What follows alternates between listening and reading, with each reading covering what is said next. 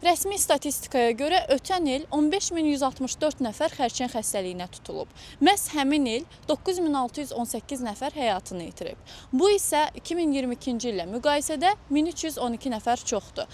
Sırf bu məsələ ilə bağlı ictimai rəyin nəbzini tutmaq üçün şəhər sakinləri ilə sorğu keçirdik. Gəlin görək onlar bu təhlükənin nə dərəcədə fərqindədirlər və bu xəstəliyin əsas qaynağının nə olduğunu düşünürlər.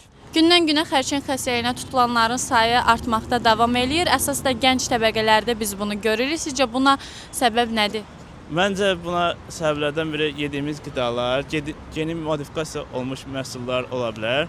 Həm də digər səbəblərdən biri havanın çirklənməsi, karbon qazının havanın miqdarında artması və bu kimi problemlər xəstəliyə gətirə bilər. Həmçinin mənim atam da həkimdir. Ola bilər ki, bir çox xəstəliklərin əsas səbəbi stressdir. Yəni stres də bu xərçəng xəstəliyi kimi digər xəstəliklərə də səbəb ola bilər.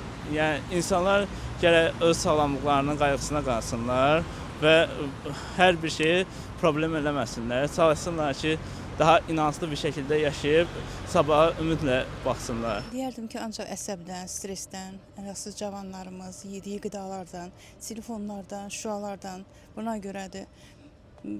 Get-gedə hamı əsəbdən, gərginləşir, işdə vəziyyət, yolda, metroda, avtobusda hamısı əsas stress bunu gətirib çıxardır xəstəliyə.